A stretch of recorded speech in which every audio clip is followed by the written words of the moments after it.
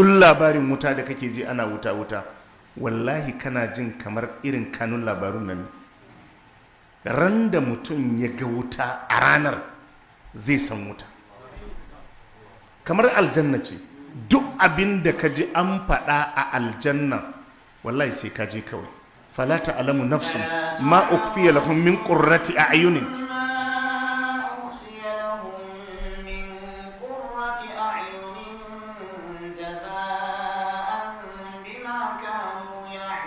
Allah ya ce fala ta'lamu nafsun ma ukhfiya lahum min qurrati a'yunin, ba wata rai da ta san abinda Allah ya boye ma 'yan aljanna ya tanadar musu a gidan aljanna na sanyin ido ba sakamakon abinda suka aikata. Allah ce a kwatance, Allah ce ba wanda ya isa ya kwatanto.